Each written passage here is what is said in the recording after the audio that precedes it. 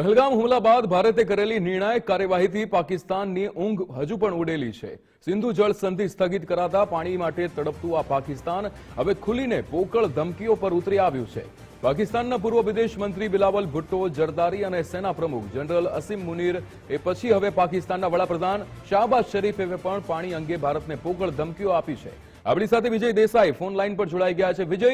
જે રીતે આપણે એક બાજુ સિંધુ જળ સંધિ સ્થગિત કરી છે અને પાકિસ્તાન પાણી માટે તડપી રહ્યું છે, પણ આ પોકળ જે દાવાઓ કરવામાં આવે છે, ધમકીઓ આપવામાં આવે છે, શાહબાઝ શરીફે પણ ધમકી આપી, શું વિગતો?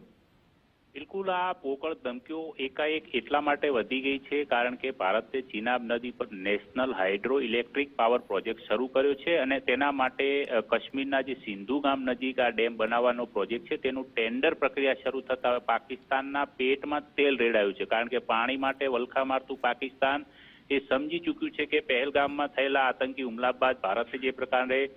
CCSની બેઠક બાદ પ્રથમ જે નિર્ણય કર્યો હતો જેમાં સિંધુ જળ સંધિ સ્થગિત કરવા માટેનો એક નિર્ણય લેવાયો હતો અને એ નિર્ણય એટલો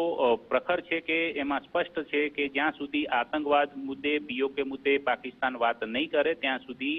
આ સંધિ સ્થગિત રહેશે। એટલે પાકિસ્તાનને એ સ્પષ્ટ થઈ ચૂક્યું છે કે જો સિંધુનું જળ સંધિ જે સ્થગિત થયેલી છે તે રોકવામાં ન આવે અને જો પાણી ન મળે તો તેના કારણે પાકિસ્તાનની 83% જે કૃષિ ભૂમિ છે તે ઉજ્જડ બની જવાનો પૂરો ડર છે ને એટલે જ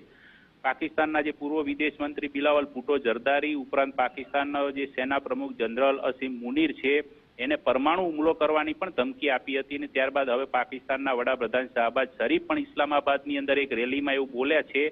કે ભારતે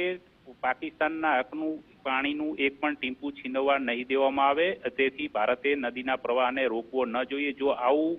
કરશે તો પાણી રોકવાની જે ધમકી આપે છે તો યાદ રાખજો કે પાકિસ્તાનના પાણીનું એક ટીમ્પુ તમે છીનવી નહીં શકો ને આવો પ્રયાસ કરશો તો તમને પાઠ ભણાવીશું ને તમારા કાન પકડાવીશું। એટલે આવી પોકળ ધમકીઓ પાકિસ્તાનના PM આપી રહ્યા છે। ઉલ્લેખનીય એટલા માટે છે કે ભારતે સ્પષ્ટ કર્યું છે